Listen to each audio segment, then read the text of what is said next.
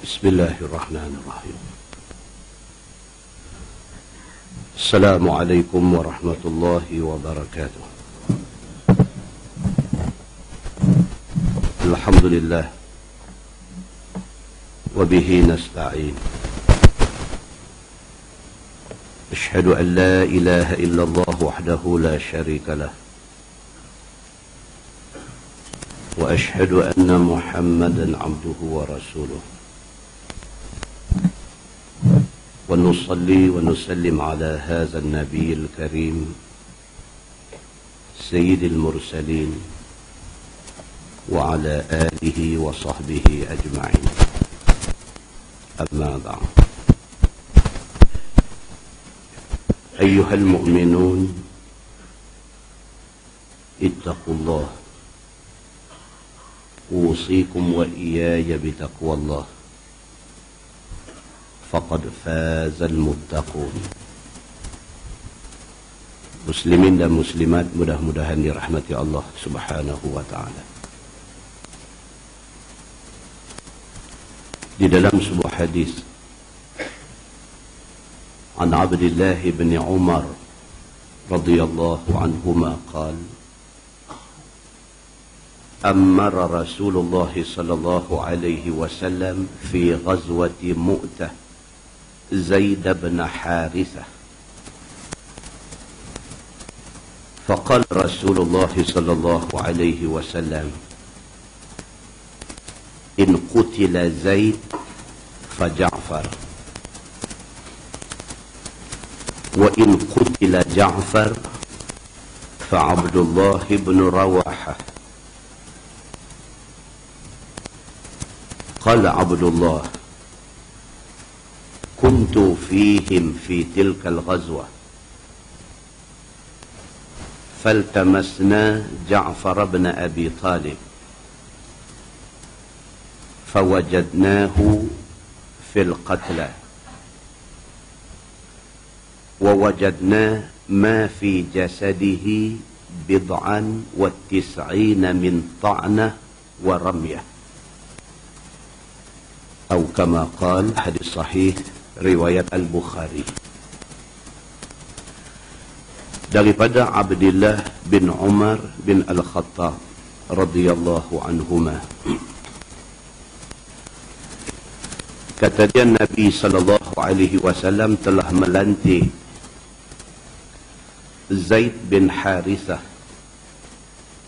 untuk mengetuai satu peperangan di Mu'tah.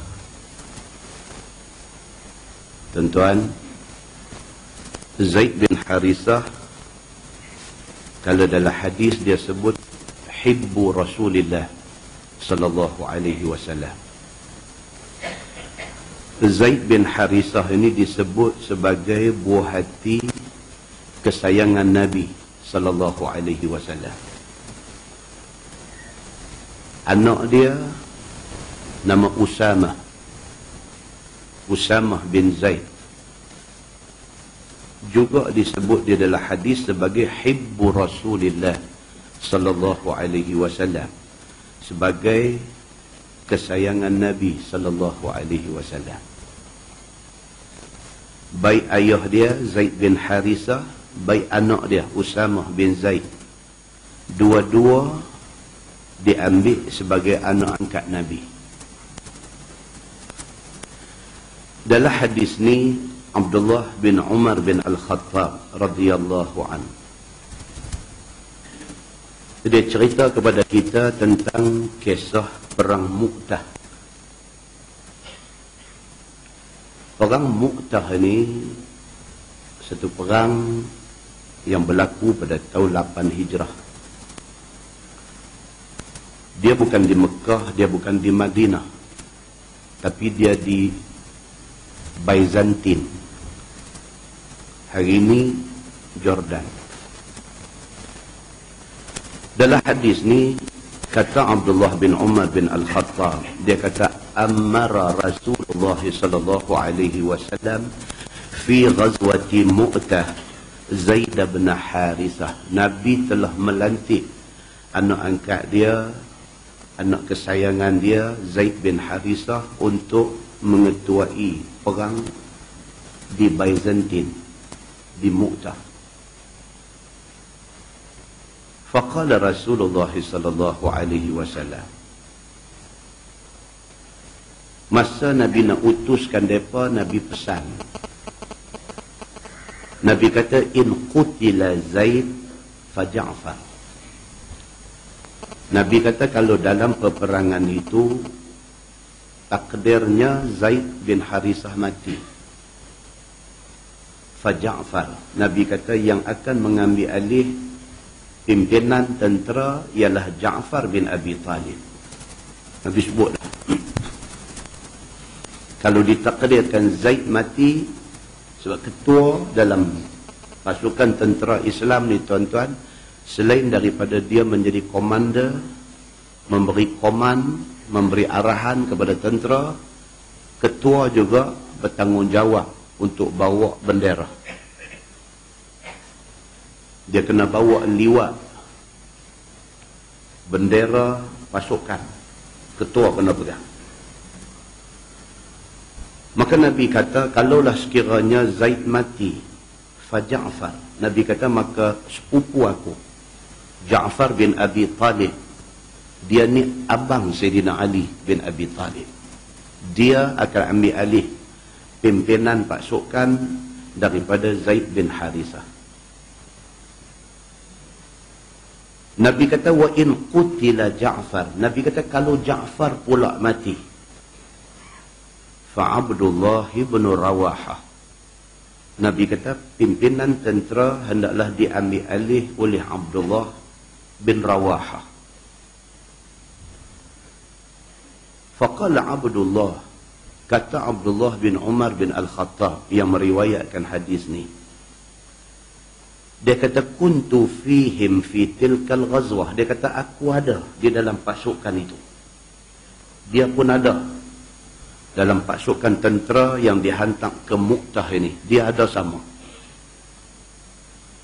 Faltamasna Ja'far bin Abi Talib, dia kata habis selesai perang kami tercari-cari mana Ja'far bin Abi Talib.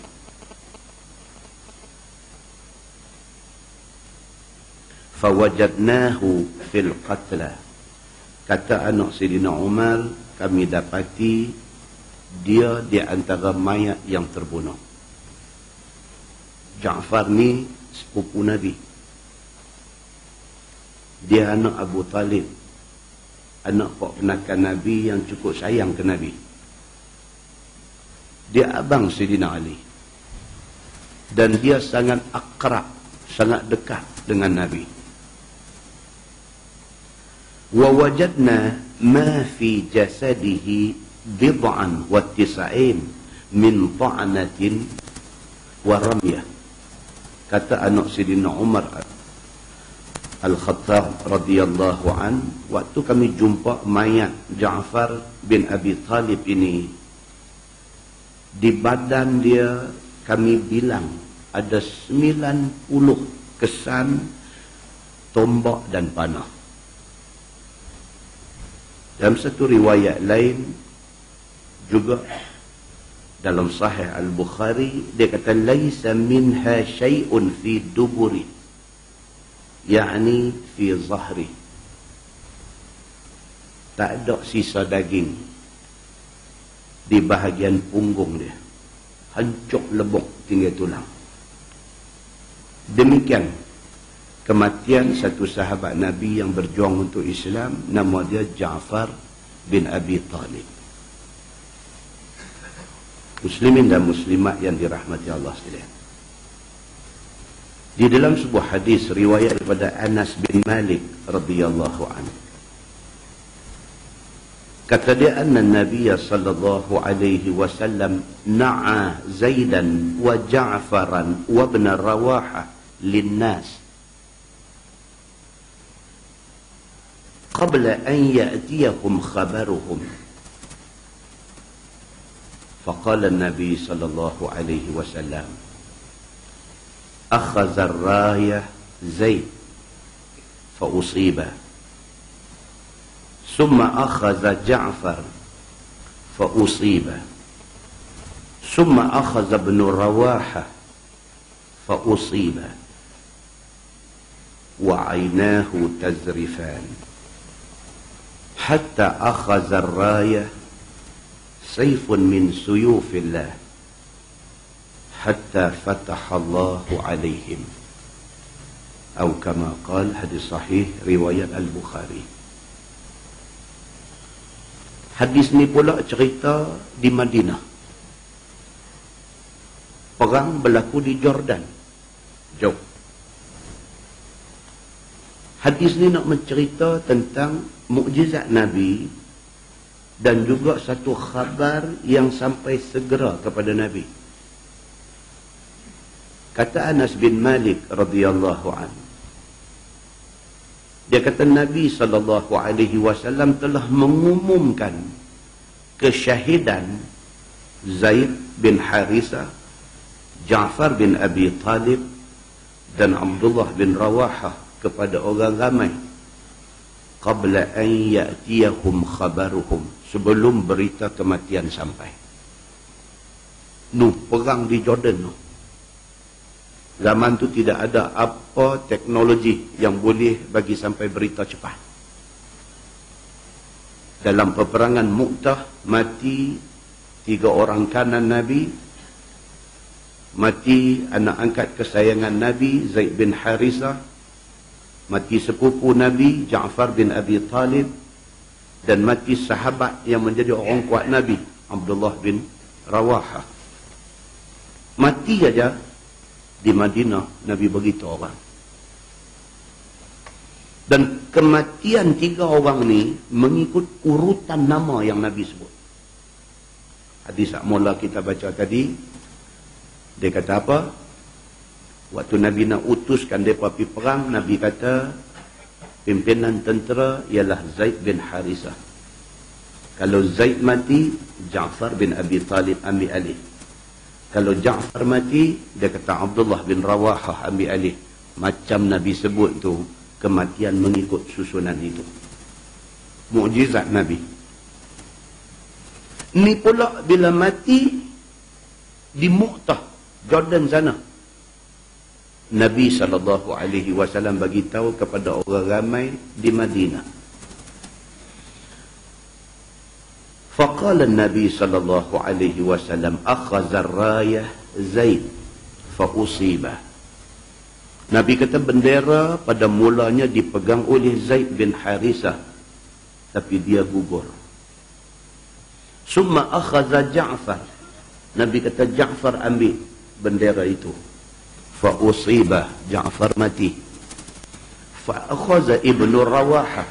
Lepas itu diambil oleh Abdullah bin Rawahah. Fa usibah, dan 3 mereka mati. Macam Nabi sebut sebelum mereka diutuskan, macam tu jadi, dan macam tu diumumkan oleh Nabi sallallahu alaihi wasallam. Wa 'aynahu tazrifan. Kata Anas bin Malik, bila Nabi umum aja kematian 3 sahabat kanan dia ni, 2 biji mata Nabi derah air mata.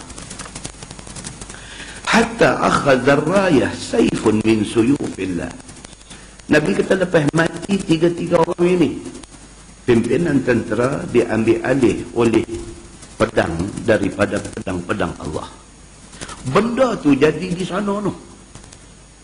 Nabi di Madinah ni tahu, Nabi bagi tahu ke sahabat semua.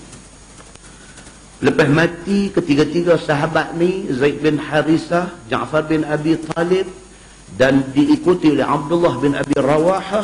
Lepas mati 3 orang ni, Nabi kata pimpinan tentera diambil alih oleh Saifun min suyufillah. Diambil alih oleh satu orang yang digelar dia dengan nama pedang Allah. Pedang daripada pedang-pedang Allah. Siapa dia ni? Khalid Al-Walid. Dia ada dalam pasukan tu. Atas rasa tanggungjawab dia pergi ambil alih pimpinan tentera. Hatta fatahallahu alaihim. Sehinggalah Allah beri kemenangan ke atas tentera Islam. di bawah pimpinan Khalid bin Al-Walid. Muslimin dan muslimat yang dirahmati Allah sekalian. Di dalam syarah hadis dia cerita bagaimana Ja'far bin Abi Talib, dia dipanggil Ja'far At-Tayyar. Dan Tayrun makna dia burung. Tayrun. Tayyar dipanggil dan ini Ja'far At-Tayyar, Ja'far yang mempunyai dua sayap macam burung. Apabila Zaid bin Harisah gugur di dalam perang Mu'tah itu, Ja'far bin Abi Talib tahu dah Nabi pesan dah dia kena ambil alih. Dia terus sambak bendera tu pegang, dan dengan kuda yang dia naik ni, dia meluru masuk di tengah-tengah pasukan musuh ni. Sambil dia meluru masuk dengan bendera yang ada di tangan ni, dia kata derah-derah. Dia kata, aku sudah dapat melihat keindahan syurga dan sejuk air yang ada di dalamnya. Dia kata begitu sambil dia masuk ni. Tangan kanan dia yang duk pegang bendera ditetak putih. Dia sambak bendera dengan tangan kiri. Tangan kiri dia ditetak putih. Dia sambak bendera dengan gigi dia sebelum dia syahid. Apa yang jadi itu, Jibril alaihi salam dihantar mai kepada Nabi sallallahu alaihi wasallam. Mai bagi tahu dekat Nabi satu-satu apa yang jadi ni. Derah air mata Nabi ni, derah. Jibril kata dekat Nabi sallallahu alaihi wasallam, dia kata Ja'far adalah tentera yang sangat berani dan sangat taat kepada Allah Subhanahu wa taala. Allah ganti dua tangan dia yang putih dengan dua sayap dalam syurga. Bila dengar dekat Nabi macam tu, dia pergi di rumah Ja'far bin Abi Talib. Dia pergi, dia masuk, isteri Ja'far bin Abi Talib ni nama dia Asma binti Umais. Dalam syarah hadis cerita. Bila dia masuk, Asma tengok muka Nabi. Dia nampak redup muka Nabi ni. Dia tahu dah ada benda tak kena, tapi tak berani tanya. Pasal apa? Pasal dia tahu suami dia pimpinan tentera. Dia tak berani nak tanya. Dia takut nak mai kat dia saat lagi bad news, satu berita buruk. Dia takut. Tapi dia kata daripada redup muka Nabi, dia dah boleh agak dah. Benda tak cantik sudah jadi. Nabi masuk, Nabi duduk, Nabi tanya anak-anak mana? Anak Ja'far mai, semua pakat duduk. Nabi peluk mereka, yang mata Nabi derah. Barulah Asma binti Umais tanya Nabi. Dia kata, ya Rasulullah, ada apa tak kena? Nabi kata, Ja'far sudah mati. Benda-benda ni tuan-tuan, bila kita baca Allahu Akbar, tak tahu kita ni duduk tang mana, tak tahu. Kita nak pi tangga sahabat-sahabat tu tak boleh pi. Tapi kita ni tak tahu duduk tang mana dalam Islam ni. Sahabat sampai macam tu dalam nak menegakkan Islam sampai macam tu. Kita ni tak tahu macam mana. Dalam sebuah hadis riwayat daripada Amir radhiyallahu anhu, dia kata, kana ibn Umar iza hayya ibn Ja'far qala assalamu alayka ya ibn dzil janahain, atau kama qala, hadis sahih riwayat Al-Bukhari. Kata Amir, dia kata Abdullah bin Umar bin Al-Khattab, anak Sayyidina Umar, bila dia pergi ziarah keluarga Ja'far bin Abi Talib, bila dia tengok anak Ja'far ni, dia kata assalamu alayka ya ibna dzil janahaini, assalamualaikum wahai anak kepada orang yang dianugerahkan dua sayap.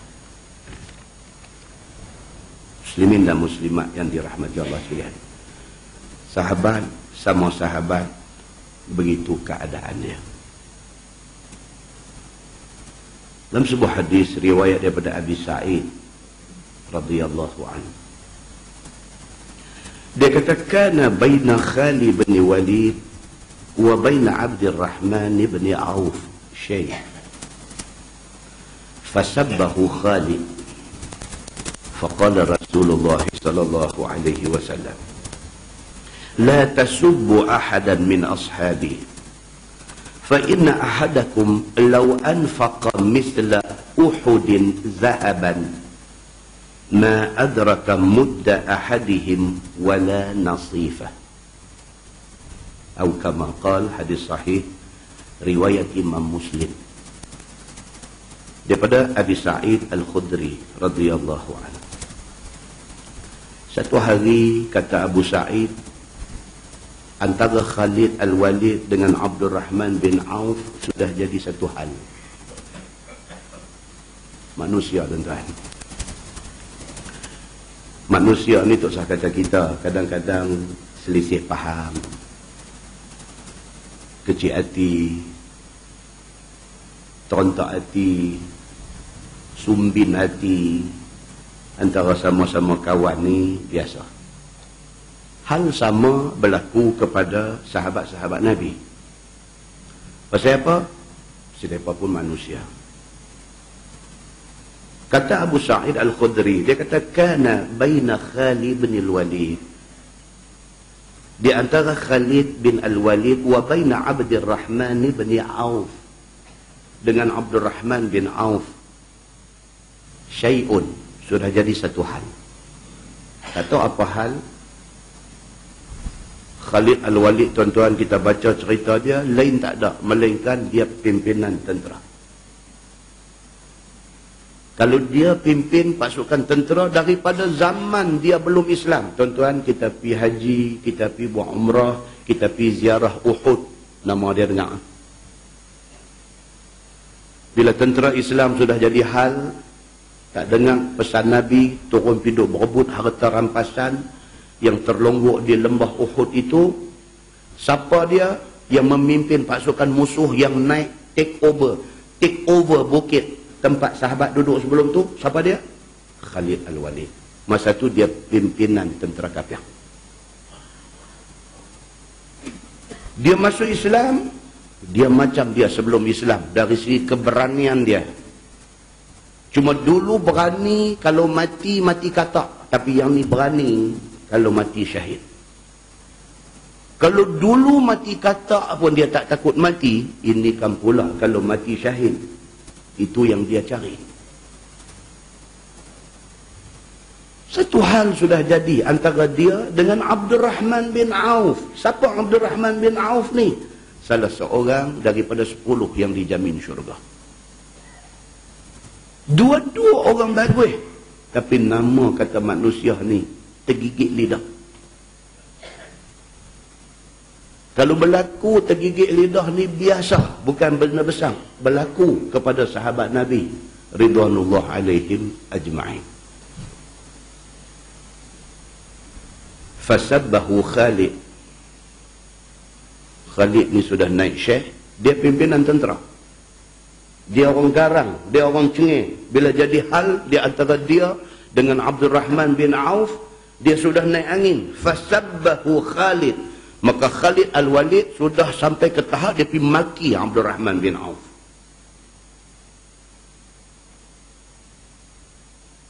Faqala Rasulullah sallallahu alaihi wasallam, nasib sahabat-sahabat ni baik pasal Nabi ada. Bila jadi macam tu, Nabi sallallahu alaihi wasallam terus kata, Nabi kata, la tasubbu ahadan min ashabi. Nabi kata, jangan siapa pun cuba untuk maki, untuk cerca mana-mana sahabat aku. Fa inna ahadakum law anfaqa mithla Uhudin zahaba. Nabi kata, kalau sekiranya hampa ada meh besar bukit Uhud, hampa ambil meh hampa sebesar bukit Uhud tu, hampa pergi sedekah, ma adraka mudda ahadihim wala nasifah, pahala hak hampa dapat tak boleh nak lawan satu mud ataupun setengah mud cupak ataupun setengah cupak pahala yang dibuat oleh sahabat-sahabat. Kalau hampa ada meh besar bukit Uhud, semua hampa pi infak, hampa pi sedekah kerana Allah. Hampa tak boleh lawan pahala yang ada dekat sahabat-sahabat Nabi. Nabi nak habaq kata sahabat Nabi ini mereka duduk pada satu makam, pada satu kedudukan yang tidak sama dengan kita orang biasa ni. Walhal yang jadi hal ni sama sahabat. Khalid Al-Walid pun sahabat. Abdul Rahman bin Auf pun sahabat. Khalid Al-Walid pun begitu banyak jasa dia di dalam memastikan kekuatan Islam. Abdul Rahman bin Auf bukan kecil anak, bukan sikit harta, dia hambungkan untuk Islam. Sama mereka ni, sama hebat mereka ni pun, jadi hal Nabi kata lagu tu. Kalau Khalid Al-Walid kata dekat Abdul Rahman bin Auf pun, hang dianggap mencerca sahabat aku. Sebaliknya kalau Abdul Rahman bin Auf kata dekat Khalid Al-Walid pun, hang dianggap mencerca sahabat aku. Jangan siapa cuba mencerca sahabat aku, kerana kedudukan mereka di sisi Allah dan di sisi aku tak sama macam orang biasa. Hadis itu hadis sahih riwayat Imam Muslim. Dan sebuah hadis lain riwayat daripada Abdul Malik bin Umair radhiyallahu anhu. Kata dia, ista'mala Umar bin Al-Khattab Aba Ubaidah bin Al-Jarrah ala Syam. Wa'azala Khalid bin Al-Walid. Faqala Khalid bin Al-Walid, bu'itha alaikum aminu hadhihi al-ummah. Sami'tu Rasulullah sallallahu alaihi wasallam yaqul, amin hadhihi al-ummah Abu Ubaidah bin Al-Jarrah.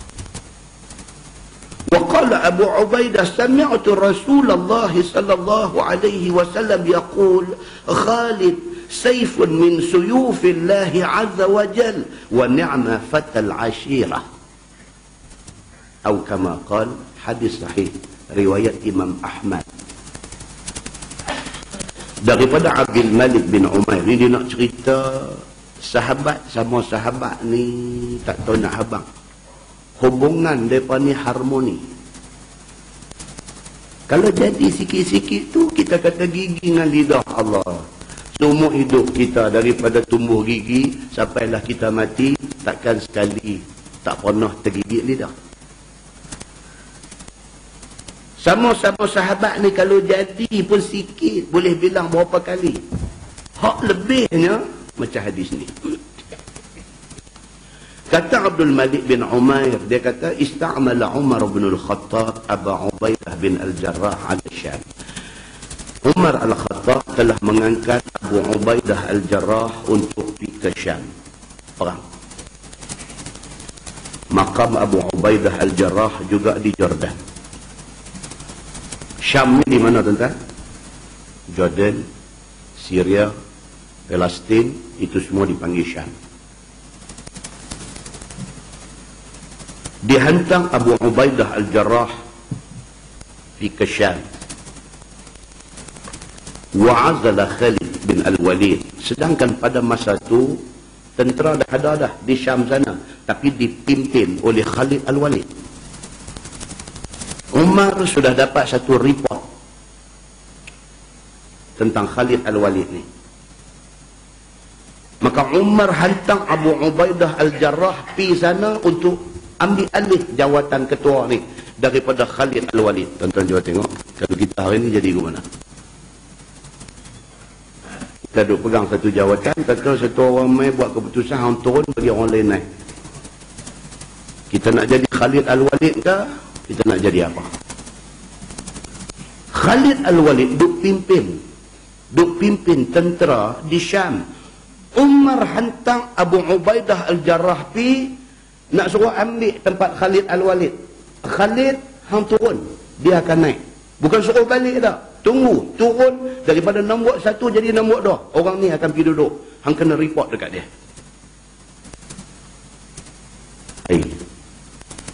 Kita jadi tok imam masjid pun atau orang ubah orang lain jadi tok imam, kita tak main sembahyang dah masjid. Tak main lah. Pasal duk tanya pasal apa? Awak saya tak kenal pang mana?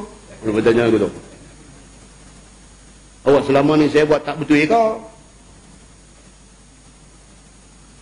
Bawa imam masjid. Khalid Al-Walid pimpinan tentera di Syam. Umar hantar Abu Ubaidah Al-Jarrah pergi ambil tempat dia dan dia turun pangkat. Dia ada di sana.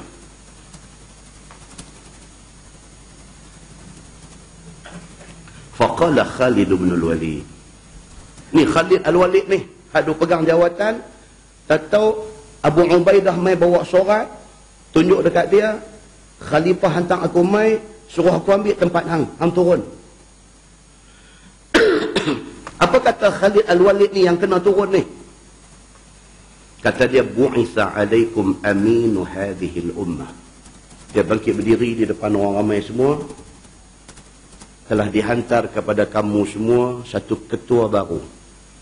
Dan dia adalah orang yang paling amanah di kalangan umat ini. Dia kata. Pasal apa? Sami'tu Rasulullah sallallahu alaihi wasallam yaqul amin hadhihi al-ummah Abu Ubaidah Al-Jarrah. Pasal telinga aku dengar, Khalid Al-Walid kata, telinga aku dengar Nabi sallallahu alaihi wasallam kata, amin hadhihi al-ummah, orang yang paling amanah dalam umat ini ialah Abu Ubaidah Al-Jarrah. Umat hantar dia mai ambil tempat aku. Masya Allah. Tafadhal. Dia turun dan dia buat kerja macam biasa. Tuan, ni yang kata sahabat ni. Hadis tak habis di situ lagi. Abu Ubaidah Al-Jarrah yang disuruh pergi ambil tempat Khalid Al-Walid. Bila Khalid Al-Walid kata, ni umat hantar mai satu orang yang amanah dalam umat ini. Pasal apa aku kata dia satu orang yang amanah? Pasal telinga aku dengar Nabi kata.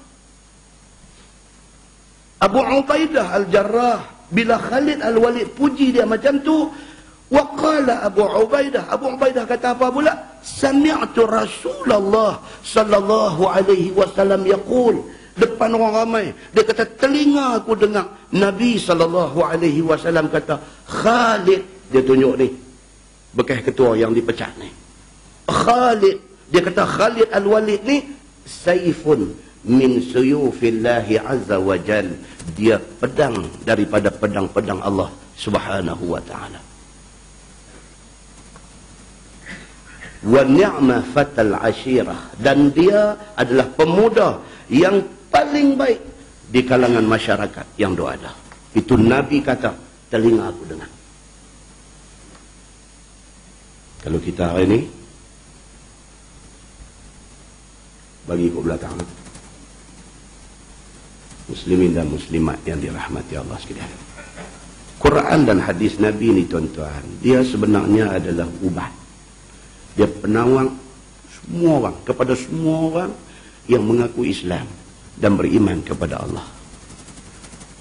Bila satu hari kena kat kita benda ni, kita kena cari balik Quran, hadis yang kita biasa dengar ni, cari balik, dia jadi ubat.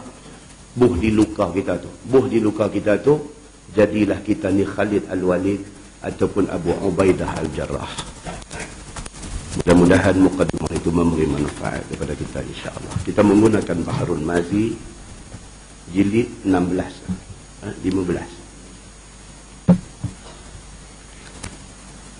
Jilid 15. Tajuk bab ma jaa fi nahyi an sabbir riyah. Itu bab yang datang pada menyatakan hadis yang membicarakan tegah maki angin. Yang kata orang kita tak boleh maki, makhluk lain pun tak boleh maki. Kita baca di Masjid Muttaqin, Bandar Darul Aman, Jitra, hadis Nabi SAW dalam satu rombongan. Tiba-tiba Nabi dengar bunyi suara ramai, bunyi suara riuh, orang tu marah-marah.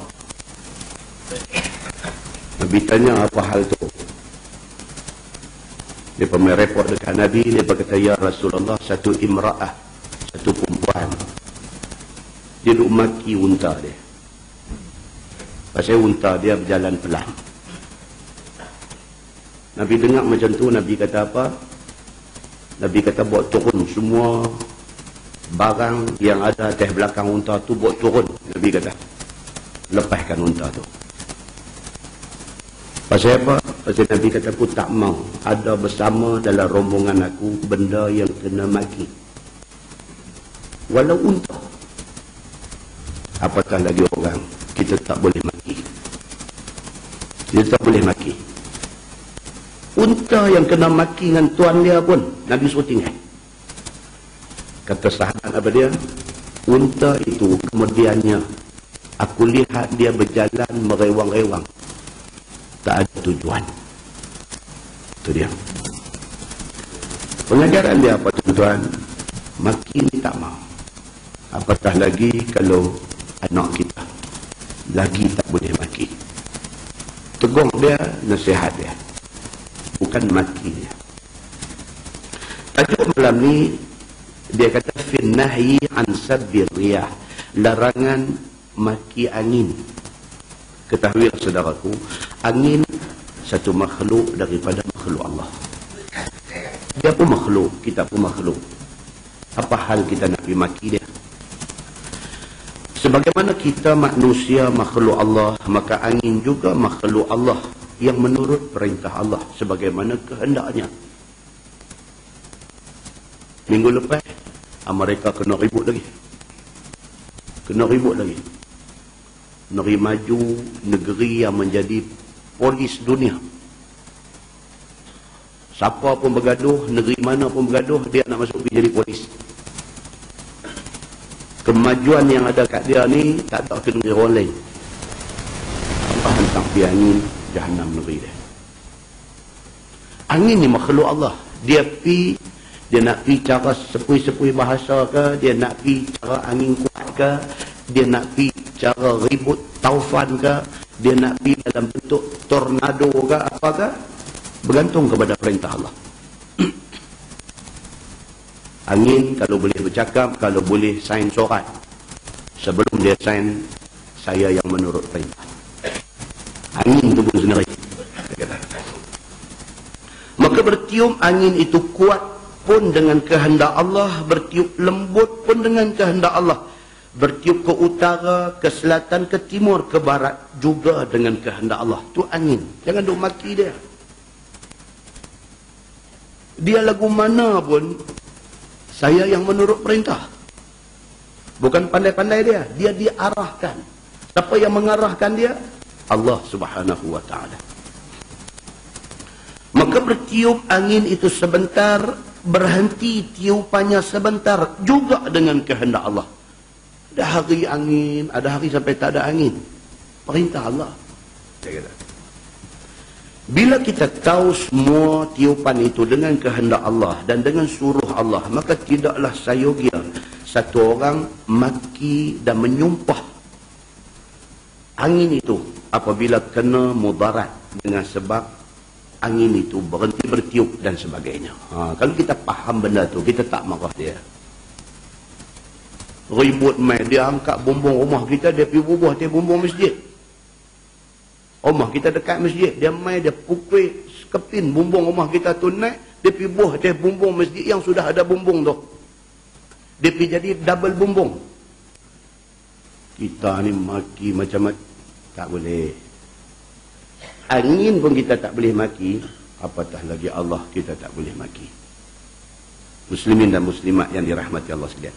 Maka menyumpah dan memaki angin itu ditegah oleh syarak.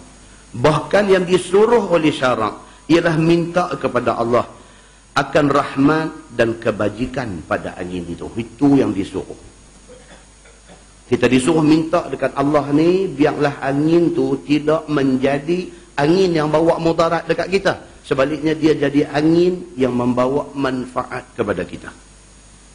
Dan berlindung dengan Allah daripada mudarat tiupan angin itu. Menurut sebagaimana ajaran Nabi sallallahu alaihi wasallam di dalam hadis At-Tirmizi.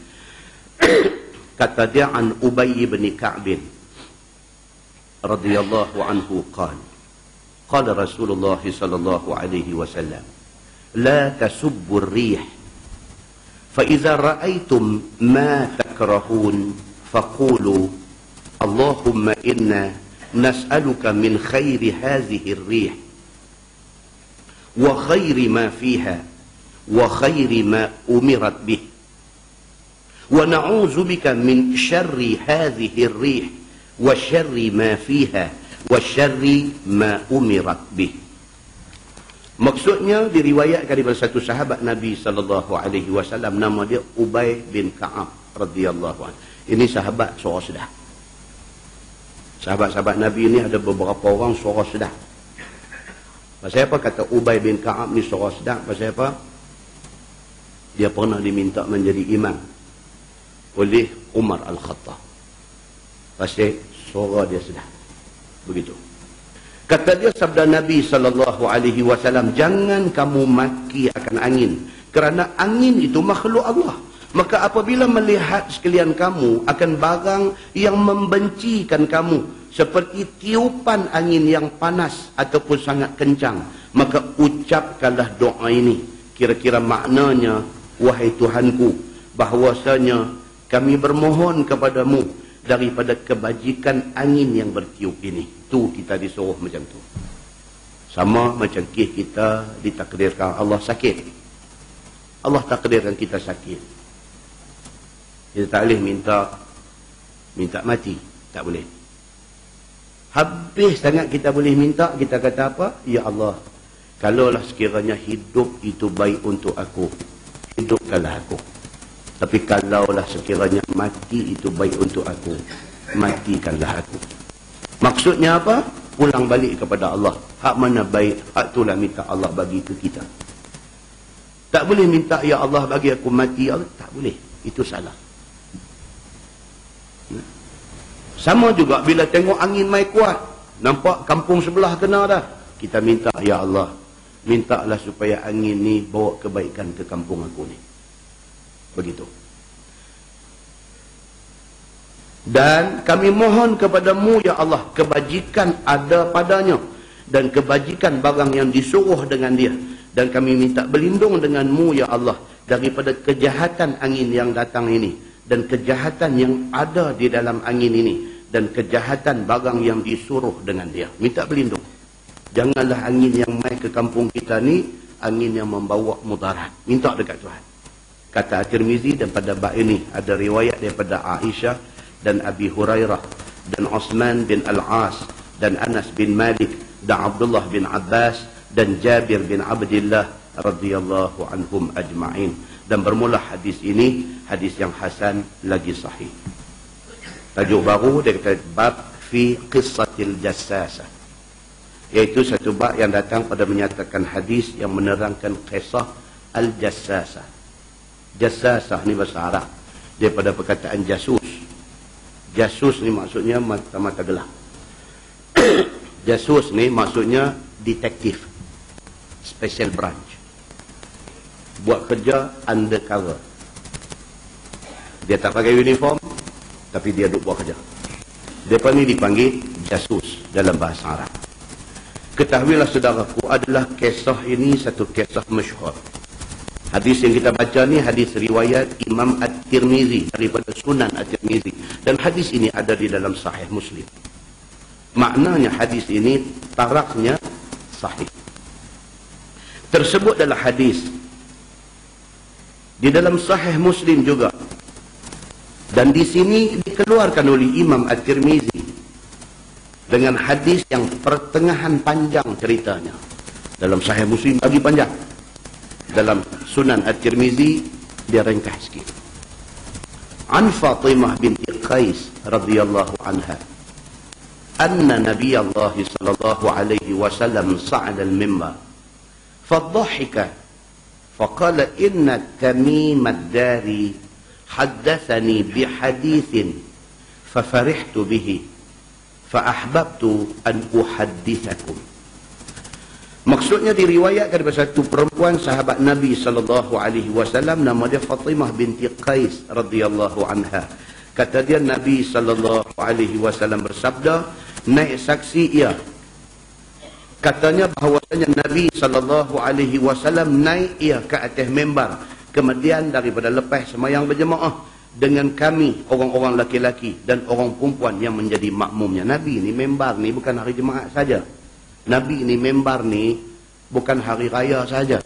Nabi ni mimbar ni hari-hari biasa pun dia naik. Hari-hari biasa pun dia naik. Pasal apa? Pasal zaman tu tak ada mikrofon. Jadi kalau bercakap duduk-duduk atas lantai, belakang tu tak tahu apa. Nabi naik atas tu, Nabi boleh nampak orang semua dan orang boleh nampak Nabi. Maka mimbar pada zaman Nabi SAW sangat penting. Kan kita baca balik buku sejarah mimbar ni, daripada asal dia Nabi khutbah duk bersandar ke satu pokok kurma aja. Duk bersandar aja, sehinggalah satu perempuan mai jumpa Nabi SAW. Dialah orang yang mula-mula bagi idea. Dia kata, ya Rasulullah, boleh tak boleh saya suruh orang-orang saya buat mimbar untuk Tuhan. Dia cerita dekat Nabi tujuan dia. Nabi kata okey. Dan dia arahkan orang-orang dia. Dia ada orang dia, orang Indonesia dia, untuk buat mimbar. Orang Melayu ni semua pakai Indonesia, suruh buat mimbar. Maka dia buat mimbar 3 anak tangga. Itu yang sunnah asalnya. Dibuat kepada Nabi ni mimbar 3 anak tangga. Dan Nabi berkhutbah doa atas sekali. Yang mimbar tu kemudiannya selepas wafat Nabi, Abu Bakar turun di anak tangga yang bawah satu. Pasal apa? Dia tak berani nak duduk sama aras dengan Nabi duduk. Mati Abu Bakar, mai Sayyidina Umar turun duduk satu lagi. Umar kata, siapa aku dengan Nabi, siapa aku dengan Abu Bakar? Duduk bawah sikit. Mai Osman lah duduk di lantai. Lah Osman naik balik duduk di atas sekali. Pasal apa? Maslahah, orang tak nampak orang yang bercakap. Dan sejarah mimbar, bila kita baca cerita pasal sejarah mimbar zaman Nabi SAW ni, bila Nabi hari pertama tinggal pokok kurma yang dia duduk bersandar untuk khutbah, pergi guna mimbar ni untuk hari yang pertama, tahu dengar bunyi suara teriak. Ini bukan daripada misteri Nusantara, tapi ini daripada hadis Nabi yang sahih.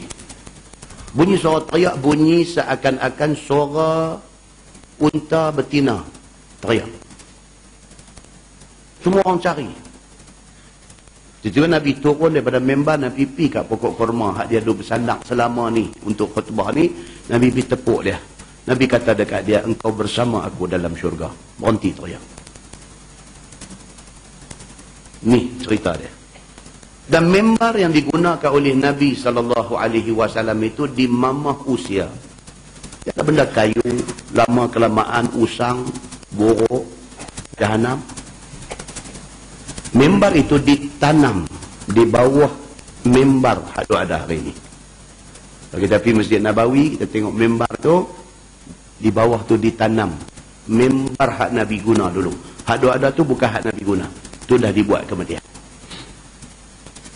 Dan di depan tangga mimbar itu, di situlah tempat Imam Malik bin Anas sembahyang sunat selalu.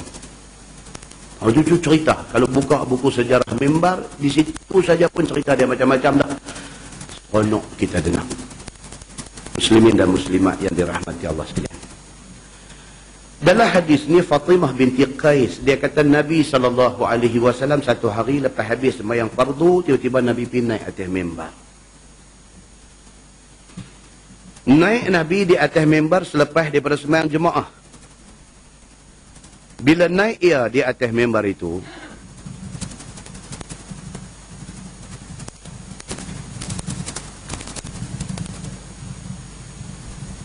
slow. Wire.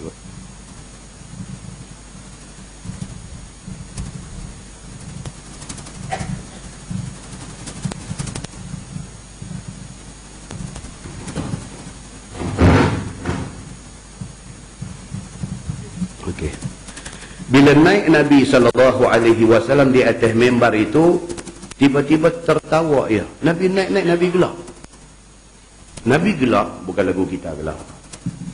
Kita gelak, itu gelak Maharaja Lawak. Gelak sampai nak berguling-guling atas tanah. Nabi dia tak tutup. Nabi yang kata, kalau dalam hadis sebut kata fadhahika. Dhahika, gelak. Gelak Nabi ni nampak rahang gigi dia. Nampak rahang ni. Itu aja. Tidak gelak yang berdekah-dekah. Itu Nabi. Sangat bersopan orangnya. Bila Nabi naik di atas mimbar, dia kata fadhahika. Nabi SAW ketawa. Faqala, lalu Nabi SAW bersabda, hendaklah duduk sekalian kamu yang hadir sembahyang berjemaah ini di tempat duduk sembahyang kamu, kerana bahawasanya Tamim Ad-Dari, seorang yang asalnya Nasrani kemudian masuk Islam dan dielokkan Islamnya, telah bercerita ia kepada aku dengan satu cerita dan akan aku ceritakan kepada kamu semua. Nabi baru dengar satu cerita daripada satu sahabat yang bernama Tamim Ad-Dari. Dia ni pun seorang sedang. Umar Al-Khattab minta dia jadi imam. Ketika Umar memperkenalkan sembahyang tarawih secara berjamaah. Sebelum tu orang sembahyang masing-masing. Bila Umar jadi khalifah, dia turun pergi ke Masjid Nabawi, sana ada semayang, sini ada semayang, sini ada semayang. Umar kata, alangkah baiknya kalau sekiranya semua ni disatukan di bawah satu imam. Umar kata. Hari ni Umar kata, malam esok mula semayang berjamaah dipimpin oleh satu imam. Satu imam laki-laki, satu imam untuk perempuan. Salah satu ni ialah Tamim Ad-Dari. Ini.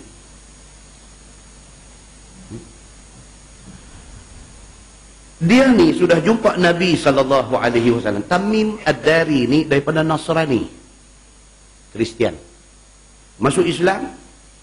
Dan disebut dia ni bukan sahaja masuk Islam, diperelokkan Islamnya. Tu yang hebat tu. Macam kita hari ni lah kan, Masjid Sultanah pun pernah jemput saudara Kamarudin Abdullah kita, sahabat baik saya di Pulau Pinang. Dia suka orang panggil dia brother. Dia kata jangan panggil ustaz, dia takut. Panggil dia brother Kamarudin. Dulu duk kerja MAS, Malaysia Airline System, dekat airport Penang. Asal orang India, agama Kristian. Kristian Katolik. Kristian Katolik ni tuan-tuan, Kristian hak ortodoks ni. Dia bukan Protestan, bukan hak. Dan dia satu orang yang sangat, ni cerita Kamarudin Abdullah, bukan Tamim Ad-Dari. Keliru pula Tamim Ad-Dari pergi kerja ke Peter Bang Mas, mereka mana. Ini Kamarudin Abdullah lain. Ya. Masa dia Kristian pun dia bersungguh. Bila dia dapat Islam, lagi bersungguh. Dia buka center dia di Pulau Pinang, dia invite, dia jemput ni tokoh-tokoh dunia, bekas padri, bekas apa, mai untuk bagi talk tentang Islam di komplek masyarakat penyayang Pulau Pinang.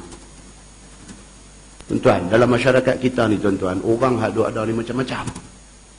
Orang Islam ni pun macam-macam. Hak jenis suka mai kuliah Ustaz Samsuri ni jenis ni. Kan? Kalau mai jenis hak tak pi. Hak ada satu jenis lagi, dia nak dengar hak macam ni. Panggil Cat Stewart mai, baru dia nak dengar pasal Islam ni. Ustaz Samsuri dia tak mau. Tak apa, lagu mana pun tak apa. Janji hang mau dengar ya. Kita tak usah nak paksa satu orang tu dengar semua. Tak usah, buang masa aja. Dia suka siapa? Hampir dengar kawan yang hang suka. Jangan tak mau dengar aja. Masyarakat ni dia macam ni yang kata selera, tuan-tuan, selera ni tak sama. Selera satu orang dengan satu orang tak sama. Kita tak ada hak untuk nak komplain selera orang, tak boleh. Kita tengok, ish, kata lelaki tu handsome tu, awak pergi menikah bini muka macam tu. Selera dia muka macam tu. Kita tengok bini dia kata tak segak tu mujung. Kalau tidak kita duk syok kat bini dia pun satu hari. Dia tengok bini dia, dia syok, sudahlah janji bini dia. Selera. Nampak tak? Benda yang sangat abstrak, susah nak terang. Kan? So, saudara Kamarudin Abdullah ni, dia duk panggil ni, macam-macam ni punya orang. Bekas padri daripada mana, Amerika, daripada United Kingdom, dia panggil mai bagi talk, mai bagi satu cakap, satu ceramah tentang Islam. Penuh dewan tuan-tuan. Kita pun kita pi kadang-kadang kita masuk tengok muka ada dalam dewan tu, tak pernah ada dalam kuliah kita. Kita jangan heran. Pasal apa? Selera dia di situ. Kita jangan kata ni puak ni tak boleh. Mungkin bagi dia standard Ustaz Samsuri ni bukan standard dia.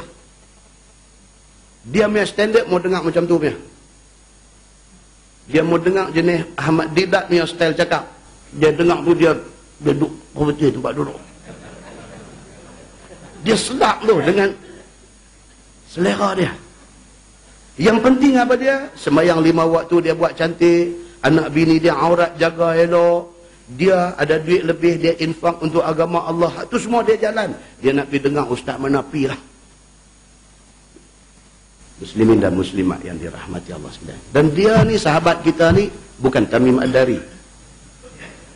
Saudara Kamarudin Abdullah ni, Masya Allah tuan-tuan, dia buat kerja untuk Islam. Malu kita yang beranak orang Islam ni, yang beranak-beranak main Islam ni. Dia baru masuk Islam, dia buat kerja untuk Islam macam tu.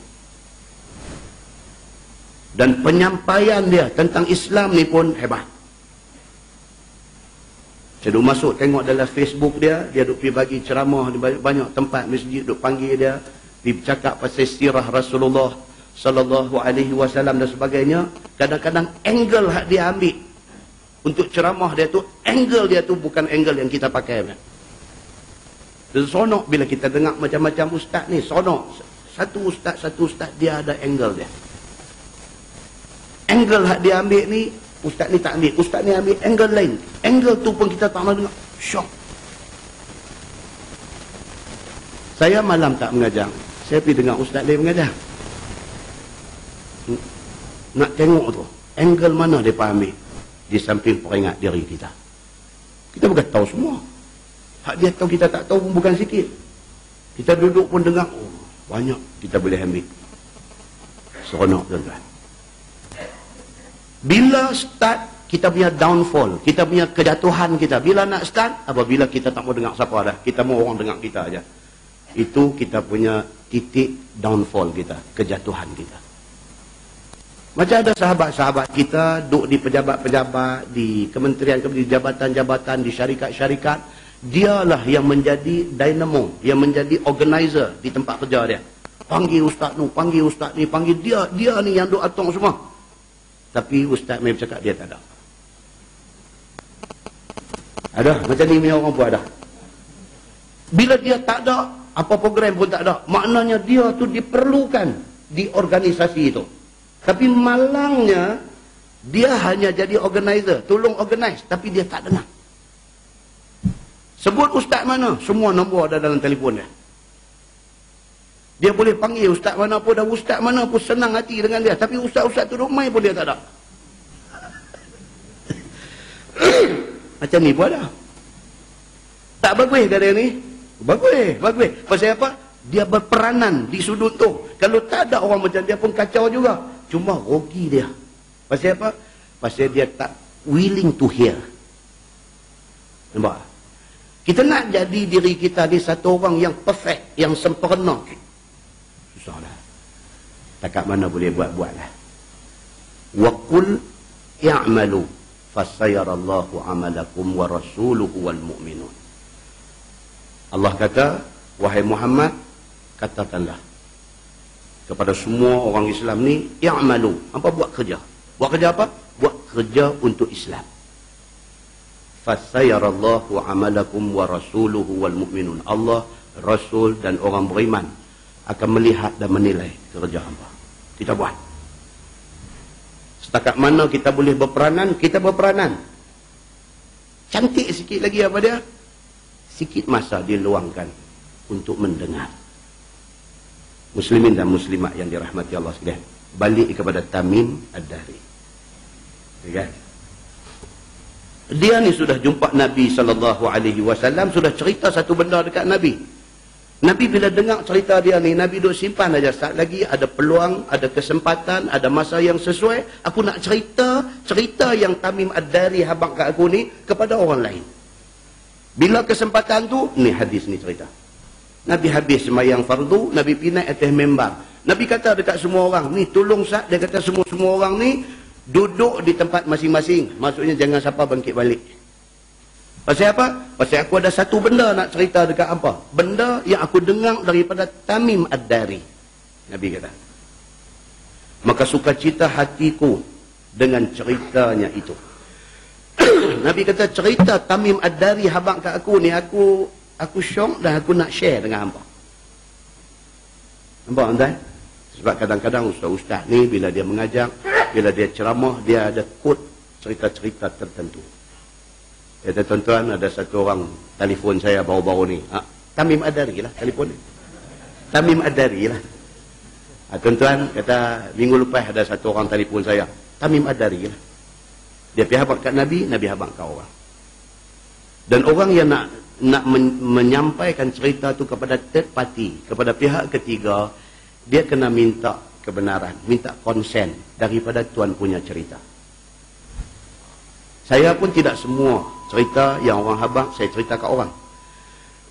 Kalau satu orang bagi tahu kat kita, dia pesan. Dia kata, ustaz, tapi jangan pula cerita benda ni dalam kuliah. Kita rimak benda tu. Benda ni jangan cerita. Pasal apa? Tuan dia tak bagi kita cerita. Ada pula setengah orang, dia cerita kat kita, dia pesan, ustaz tak apa boleh cerita benda ni kat orang. Lepas tu bila kita tak cerita, dia duk hambat kita dengan SMS. Ustaz awak tak cerita lagi cerita saya. Ada juga macam ni pun. Ada juga. Dia duk ligan kita dengan SMS. Ustaz, dia kata, semalam saya ada kuliah ustaz di tak cerita pun. Dia kata, weh kacau. Cerita ni bukan boleh masuk di mana-mana tempat. Dia nak masuk tu nak kena tempat.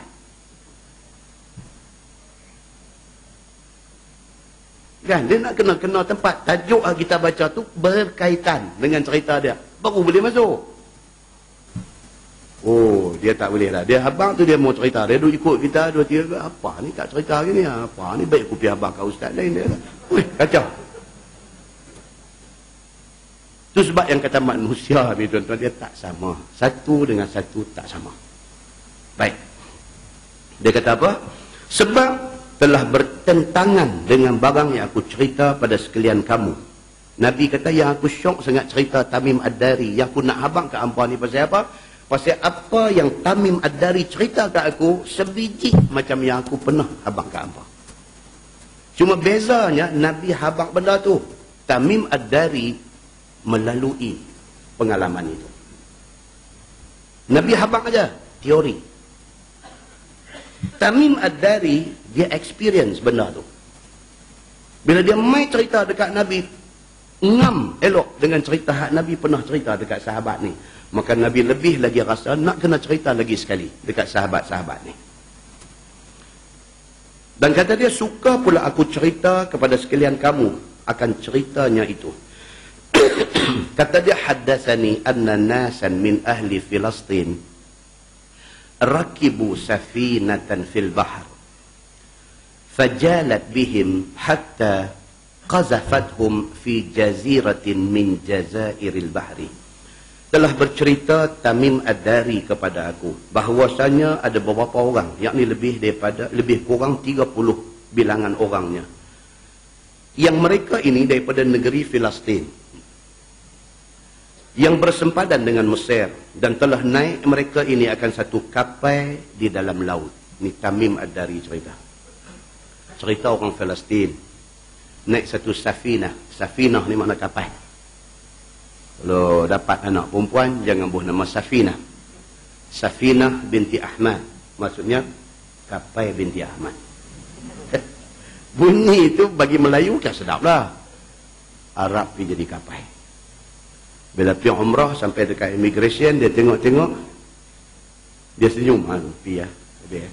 Dia senyum. Tengok nama kita Safinah, dia senyum. Dia kata anti Safinah, dia dah. Lagi dia kata dia ni tak tahu apa. Maka tahu. Safinah itu kapal. Baik, sekumpulan orang Palestin, lebih kurang 30 orang naik satu kapal di tengah laut. Maka jadilah laut itu tiba-tiba naik gelombangnya. Tengah daripada belayang dengan kapal mereka ni, tiba-tiba dia main ombak besar. Lebih kurang sebulan tiada henti. Ombak laut tu dia main, dia pukul kapal. Sebulan duk kena lambung ombak. Tuan-tuan, Kuala Perlis, Kuala Kedah nak pergi Langkawi kena lambung ombak tengah jam dia pun muntah. Sampai di Langkawi tu tak mau turun. Bukan tak mau turun syok kena lambung ombak tu, tak mau turun pasal nak cari pintu keluar tak jumpa. Mabuk laut kena lambung ombak setengah jam. Boleh bayang tak puak ni kena lambung ombak sebulan? Ni puak daripada Palestin ni. Maka sudahlah kesana kemari bahtera mereka itu dengan orang-orangnya disebabkan pukul gelombang yang besar itu. Noduk lambung. Kan nelayan dia faham. Bila sebut ombak ni, tu beza orang baca dengan orang yang pengalaman. Lain. Kita tak pernah pergi ke laut, naik bot, kena pukul ombak. Kita cerita macam mana pun dia tak sampai. Tapi kawan ada naik bot, duk turun pergi ke laut nu, duk pergi ke laut dalam nu, bila sekali-sekali dia kena ombak, kalau dia cerita, weh. Pasal apa? Pasal dia tak cerita. Dia kata punya teruk lah, aku tak boleh nak cerita. Tak boleh nak cerita. Hebat lah tu. Hebat lah. Dia lagi duk boleh cerita tu tak hebat. Dia bila sampai satu tahap, dia kata aku tak tahu nak cerita. Habis kita pun tak tahu apa. Kan? Orang Melayu kan, dia bila main tak boleh cerita ni habis. Kan? Pasal apa? Pokok tu dinama pokok cerita. Kan? Dah tukar kita baca dia. Dia kata apa? Sehingga tercampak ia, yakni Tamim Ad-Dari ini sendiri terpelantin dengan orang-orang pada satu pulau, dan pada beberapa pulau yang ada di laut tu, sampai kapal mereka ni lepas sebulan duk kena alun, duk kena ombak ni, leh-leh terdampar di sebiji pulau, di sebuah pulau. Maka berlabuh mereka di situ. Sampai di situ turun. Mana ni? Pulau Langkawi kah? Pulau Pinang kah? Fantasi Island kah? Mana? Tak tahu. Mereka pun tak tahu di mana mereka sampai. Dan berhentilah mereka daripada belayang. Maka turun mereka itu ke atas satu perahu kecil kerana nak naik ke pulau itu. Nak mencari apa-apa ayam ataupun apa-apa hajat yang lain. Pakai perahu kecil nak pergi ke pulau tu. Lalu masuklah mereka itu ke pulau itu. Tu cerita tu pun nak apa nak jadi di pulau tu tak tahu lagi. Baru cerita lambung ombak pun kita dah tengok jam lah. 9 suku lah. Kira apa ni nak sampai pulau? Apa pula nak jumpa di pulau tu? Nak balik jual apa kita malam ni? Itu pun satu masalah juga. Yang Tamim Ad-Dari tak tahu masalah ni.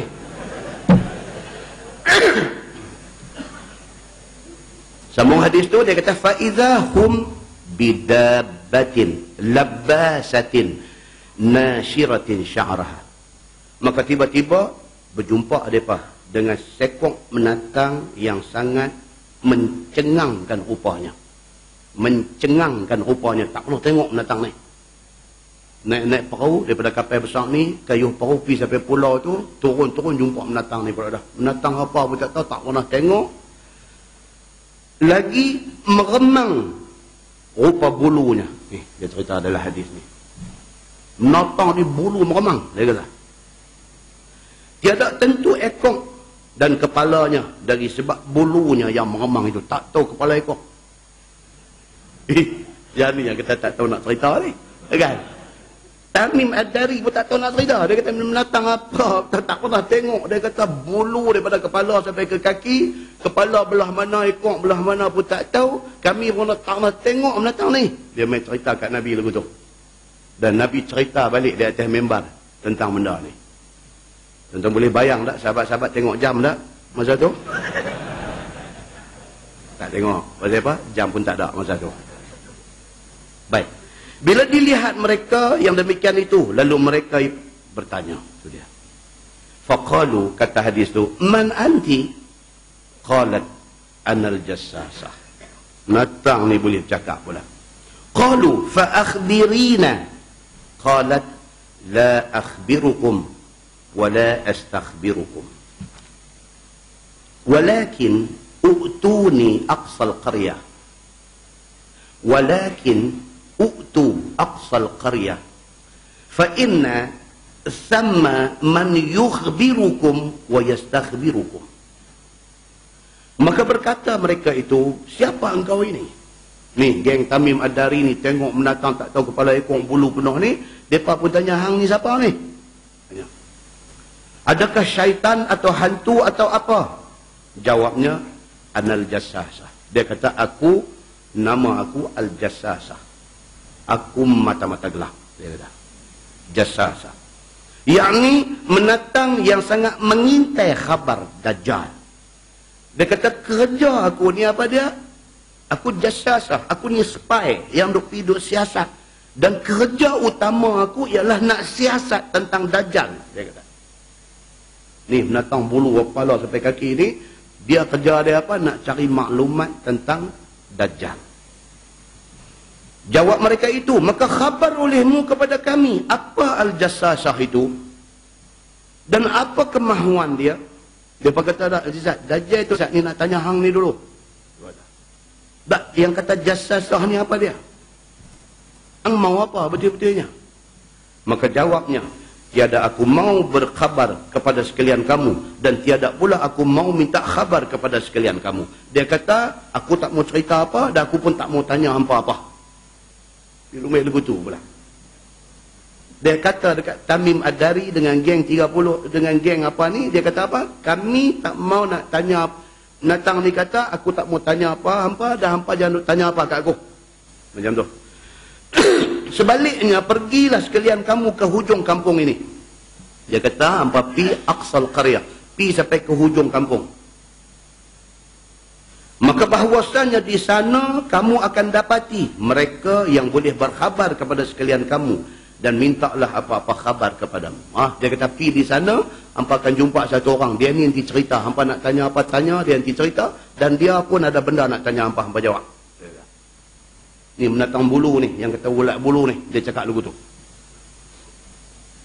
Maka bahawasanya di sana, kamu akan jumpa semua ni. Kata Tamim Ad-Dari. Fa'atayna aqsal qaryah. Fa'idha rajulun musaq bisilsilah. Maka pilah kami ke hujung kampung itu. Tiba-tiba kami nampak satu laki-laki yang terikat dengan satu rantai di dalam satu rumah. Dengar macam cerita dongeng no? Tapi hadis sahih. Bukan sahaja dalam At-Tirmizi, dalam Sahih Muslim ada hadis ni. Dia kata apa? Dia kata, kami pun dah menatang bulu ni, kata begitu, kami pi sampai aqsal qaryah, sampai hujung kampung. Pi jumpa pula satu lagi. Apa dia? Jumpa pula satu laki-laki yang terikat dengan satu rantai, duduk dalam satu rumah, kena belenggu tangan leher sampai ke kakinya. Satu laki-laki badan besar, duduk kena rantai daripada tengkuk, badan, leher sampai ke kaki, kena belik rantai. Dia kata. Dan orang itu sebesar-besar orang, tak nak tengok manusia besar macam ni. Ni dijumpai oleh Tamim Ad-Dari. Bila kami lihat akan dia demikian itu, maka kami kata, celaka kamu. Siapa kamu ini? Apakah kamu ini hantu atau syaitan? Oh, dia kata, menatang apa ni? Celaka sungguh. Hang ni siapa? Duk tanya lagu tu. Berani tanya pasal apa? Pasal dia duk ikat dengan rantai. Kalau dia tak ikat dengan rantai, memang tak tanyalah. Kita tengok kok jauh lagu tu, dia kata, jom lah. Tak tahu apa nak jadi, dia kena pergi cari pasal. Sambung hadis tu. Faqala akhbiruni an aini zughar. Qulna mal ay tadaffan. Qala akhbiruni an al-buhaira. Qulna mal ay tadaffan. Qal akhbiruni an nakhli baysan allazi bainal Urdun wa Filastin. Hal at'am? Qulna na'am. Qala akhbiruni 'anil nabi. Hal bu'itha? Qulna na'am. Qala akhbiruni kaifa an-nasu ilaihi. Qulna as-sirah. Tu dia. Pergi jadi satu interview panjang pula depa dengan orang badan besar hak kena rantai ni. Maka kata orang yang kena ikat itu, khabar olehmu akan daku daripada mata air di negeri yang bernama Zuhar. Mereka jumpa dia, mereka terkejut dengan dia, mereka tanya, hang ni siapa? Dia tak jawab soalan mereka. Dia pula tanya mereka. Dia kata, Sat, aku nak tanya apa? Soalan yang pertama. Dia kata, mata air di satu tempat yang bernama Zuhar. Dia kata. Hampa tahu tak tempat tu? Maka kata kami, daripada apa benda kamu bertanya mata air itu? Dia jangan tanya apa siapa. Kata orang badan besar ni, adakah mata air itu masih ada air? Dan adakah ditanam orang daripada air itu tanam-tanaman? Dia tanya benda tu. Ni, mata air di Zuhar ni, ada tak ada? Dia kata, sampai hari ni air dia ada ke tak lagi? Orang yang duduk di kawasan tu, mereka guna ada air tu untuk bercucuk tanam. Dia duduk tanya benda ni. Maka jawab kami, jawab Tamim Ad-Dari dengan geng ni, airnya penuh melimpah. Kami dah lalu tempat tu, mata air tu penuh dengan air. Kata laki-laki itu lagi, khabarkan oleh sekalian kamu pada aku akan tasik yang bernama Tabariyah. Dia tanya pasal tasik Tabariyah pula. Adakah penuh air dia? Maka jawabnya, penuh, bahkan airnya melimpah-limpah. Ni, geng Tamim Ad-Dari kata, tasik Tabariyah, air duk penuh lagi. Dia kata. Katanya lagi, khabarkan oleh sekalian kamu kepada aku daripada pokok kurma di negeri Baisan yang terletak di antara Jordan dan Palestin. Aku nak tanya apa tentang kebun kurma ni di antara Jordan dan Palestin ni. Adakah berbuah dan buahnya dimakan orang? Ni, menatang badan besar adu ikat rantai ni. Dia tanya macam ni. Buah dah. Ya, kurma kebun tu memang orang boleh duk makan. Katanya lagi, khabarkan sekalian kamu kepada aku tentang Nabi Muhammad. Adakah dibangkitkan dia menjadi Nabi? Dia main soalan tu. Aku nak tanya hampa tentang satu Nabi. Nama dia Nabi Muhammad. Dia bangkit dia lagi jadi Nabi? Dia tanya soalan tu. Maka jawab mereka itu, sesungguhnya telah keluar ia dari Makkah dan sudah berpindah ke Madinah. Dia kata ya, dia sudah bangkit jadi Nabi dan dia sudah istihad dia Nabi dan hari ini dia sudah ada di Madinah. Sudah hijrah ke Madinah. Dia habaq dekat menatang kena rantai ni. Katanya, khabarkan oleh sekalian kamu kepada aku bagaimana sambutan orang kepadanya. Dia kata Muhammad ni bila dia kata dia Nabi akhir zaman, macam mana orang dengan dia? Orang terima dia ke? Orang tak terima dia ke? Apa orang buat dekat dia? Adakah menurut semua orang akan dia? Maka jawab kami, menurut semuanya dengan sehabis-habis segeranya. Dalam hadis tadi dia kata sirah. Orang ikut Nabi ni cukup cepat. Daripada seorang jadi berapa orang, jadi berapa orang, jadi berapa orang, sampai hari ni Nabi pergi ke Madinah, disambut dengan kapet merah di Madinah. Dalam masa berapa tahun saja, hari ini Muhammad sudah diterima. Bukan sahaja sebagai Nabi, bahkan sebagai pemimpin kepada umat akhir zaman ini. Dia faham dekat menatang yang kena ikat rantai ni. Bila didengar yang demikian itu, maka ia pun lalu marah. Dia marah ni. Menatang badan besar yang berantai ni, dia marah. Qala fanaza nazwatan hatta kada qulna fama anta qala innahu ad-dajjal wa innahu yadkhulul amsar kullaha illa Taibah wa Taibah al-Madinah. Kata rawi hadis itu, tiba-tiba melompat dia sekali lompat. Ni menatang yang berantai tadi ni. Dia lompat cepuih kata bangkit sebagai mau putus segala rantai itu, sehingga hampir kami kata, siapa hang ni yang betul? Adakah hantu ataupun syaitan? Maka bahawasanya ia Dajjal. Rupanya inilah Dajjal. Maknanya berdasarkan hadis ni dan hadis sahih riwayat Muslim. Ada lagi Syekh ni? Ada Dajjal ni. Tak tahu duduk pulau mana. Langkawi pun tak tahu ada tak ada. Tak ada duduk menyorok tahu mana tak tahu. Tapi ada dah dia ni. Dan lagi akan diizinkan keluar dia, merata perginya ke mana-mana negeri. Tidak ditinggalkannya satu kampung, melainkan dimasuk semuanya 40 hari. Ini kita baca dulu. Keluar dia pergi ke semua tempat. Melainkan Makkah dan negeri Madinah tidak dimasukinya. Madinah ni juga dipanggil Taibah. Tuan masuk dalam internet, dekat YouTube, type Taibah. Dia keluar satu nasyid. Ya Taibah, ya Taibah. Taibah tu Madinah. Taibah itu nama bagi Madinah. Kan? Gitu. Kata Tirmizi, ini hadis hasan, lagi sahih, lagi gharib. Masalah, dia kata melentang diri daripada bala barang yang tiada kuasa. Sesungguhnya banyak orang menghina diri pada bukan barang yang sayogiah. Ni dia main satu tajuk kecil, sikit aja. Dia nak abang kata apa? Kita ni banyak duk buang masa pi buat benda yang tidak duduk di dalam keutamaan. Kan dia ada senarai keutamaan. Hari ini dia terkenal dengan orang kata fiqh al-awlawiyah, fiqh keutamaan. Dalam senarai penting, hak mana lebih penting? Dalam senarai yang penting ni, hak mana lebih penting? Kan? Budak-budak, anak-anak kita mengaji di universiti. Balik mai abang, ayah, saya nak menikah. Hai. Kita tanya, hang tahu apa? Dia kata, tahun 2. Dah tu, itu nak menikah. Hai, kacau. Kita kata ke dia nanti saya nak tanya hang, mengaji bagi habis dengan kalau nak menikah ni, hak mana lebih utama? Kita tanya dia. Dia kata menikah. Dia nak menikah. Dia ada nak menikah. Kita kata bukan. Cikgu ni ayah nak abang kang. Dia kata tapi ayah saya nak menikah. Menikah? Dia kata, kan?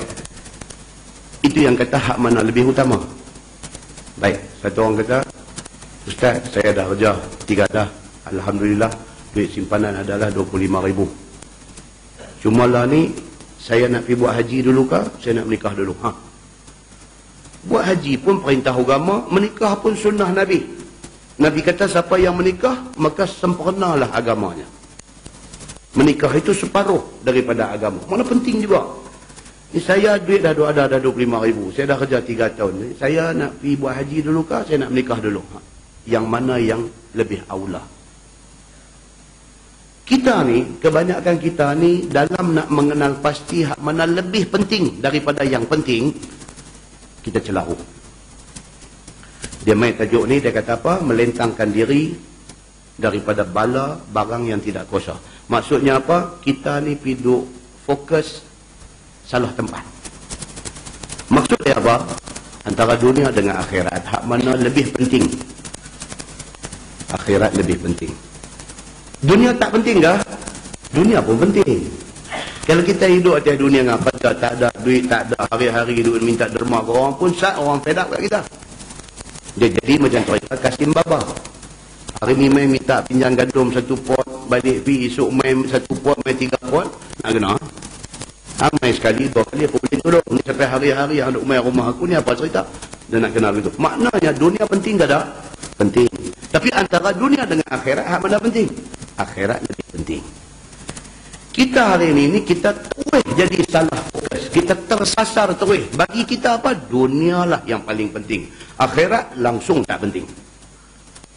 Ramai orang jadi macam tu. Ini tajuk yang dia nak main kat kita ni.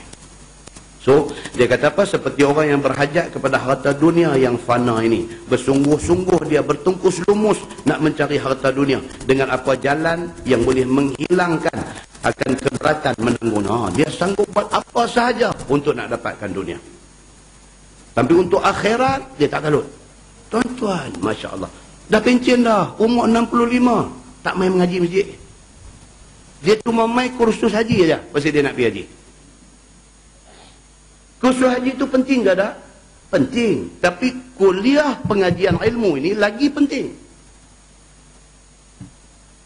Umur dah 65, dia main kursus haji ya. Pasal apa? Pasal dia nak pergi haji. Mengaji masjid, tak main. Dia tak hati nak main. Dia tak ada hati nak main. Hati nak main tu tak ada. Bahkan berat hati dia untuk nak main. Kalau bini ni jenis nak main, oh dia cukup dia. Dia naik rimah lah. Dia nak, alah ni hari Selasa ni ada orang kita ni. Dia mula nak kona dah. Minggu lepas dia kata kat bini ni, minggu depan kita pergi Kuala Lumpur. Dia nak lari pada kuliah. Pasal dia tahu bini dia nak main. Bila bini nak main, bini nanti ajak dia main. Pasal dia tak mau main. Dia duk kira, bukan kira jam, bukan kira minit. Dia duk kira second ni. Ni 9.30 lah. Tak habis lagi. Dia naik kereta, dia kata, aku dah kata dah Kang. Dia kata, aku bukan tak mau pergi. Dia ustaz ni dia buta perut. 9.30 dia tak mau monti lagi. Apa ni? Bini ni sengap, tak kata apa. Ya. Sambil dia ingat lagi, memang betul ustaz ni pun 5 perut tinggal serangkai. Kang sendiri dia kata, ayah pergi buat lajak, tak mau monti lagi. Jadi betul. Itu setengah orang. Ada setengah orang pula kita kata, okey tuan-tuan, jadi kita sambung pada bulan depan, baru tengok jam. Baru tengok jam. Ambil 9.30 dah berasa.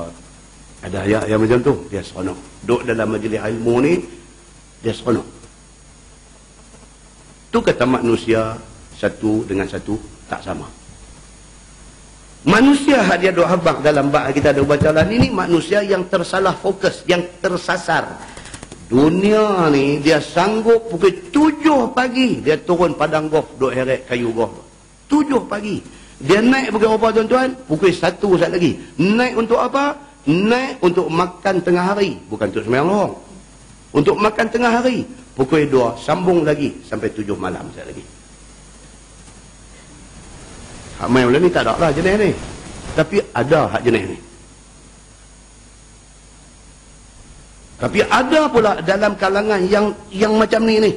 7 pagi duk ada di padang golf sampai pukul 1 naik makan, semayang, pergi sambung main. Ada. Asang saat lagi tak boleh tinggal lagi pasal habis pukul 7. Asang duk ada atas padang golf.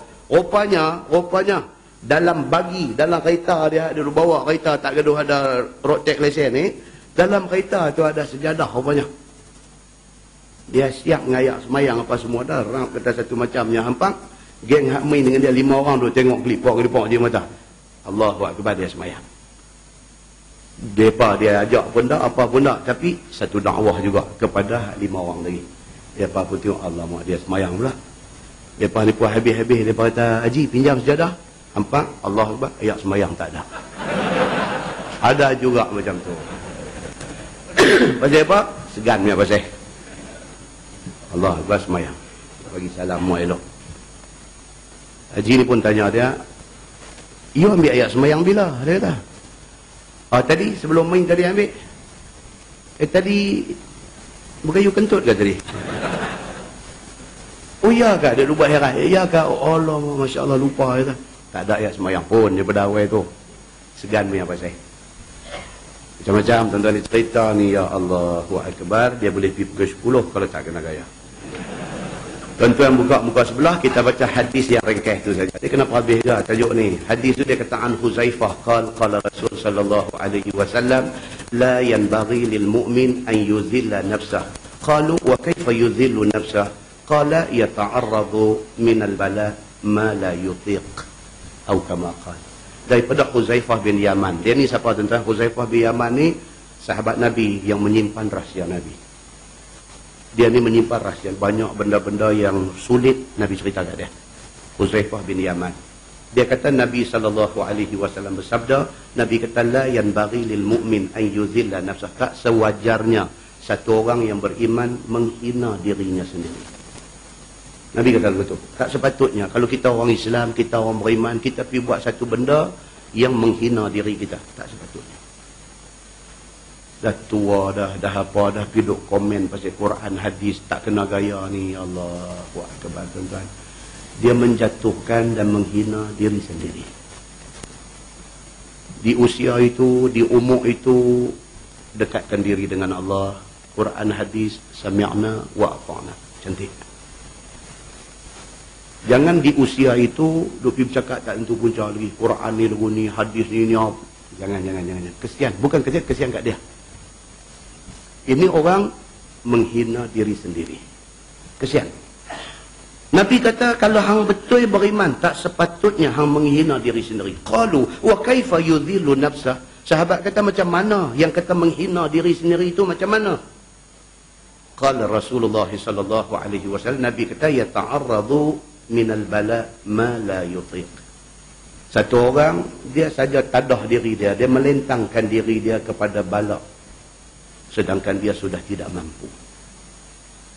Dia nak pergi gelut, duk cekau dunia ni, sedangkan buka umur dia, bukan masa dia dah nak pergi gelut dunia ni.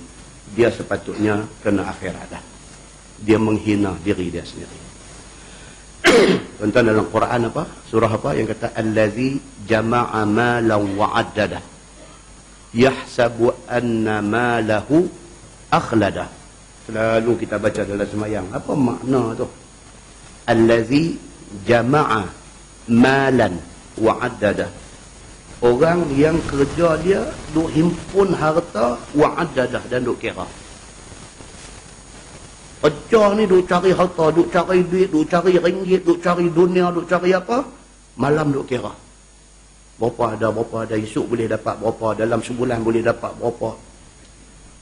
Pasal apa dia jadi begitu? Tuhan kata, yahsabu anna ma lahu akhladah. Kerana dia menyangka sesungguhnya hartanya itu akan kekal. Pasal itu dia jadi begitu. Dia duk sangka duit ringgit ni kekal. Dah.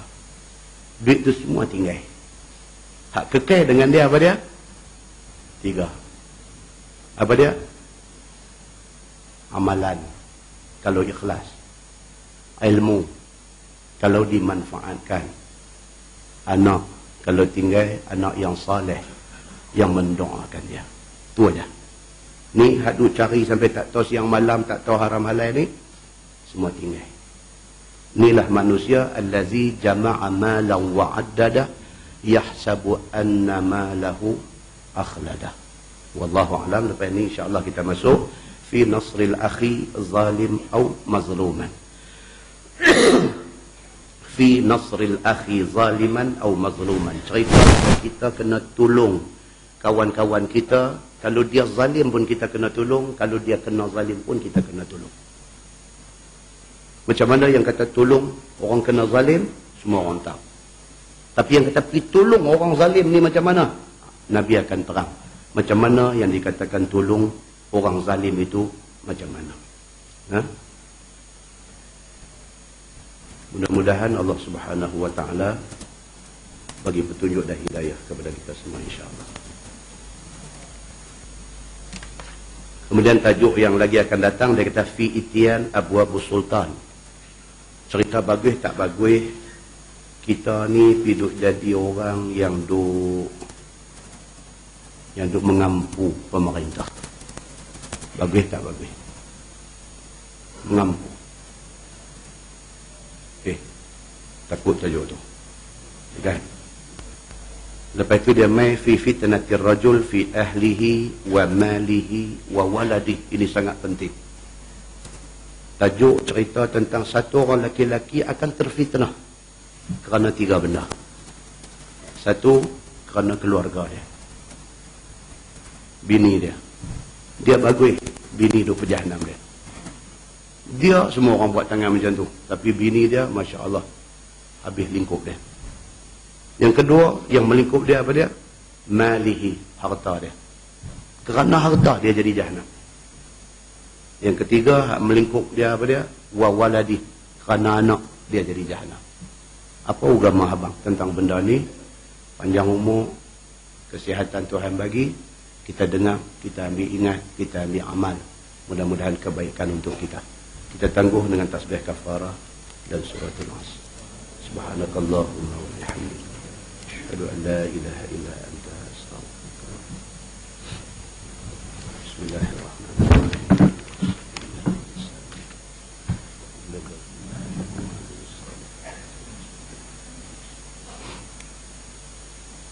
اللهم صل على محمد في الأولين والآخرين وسلم ورضي الله تبارك وتعالى عن سادتنا أصحاب سيدنا رسول الله أجمعين.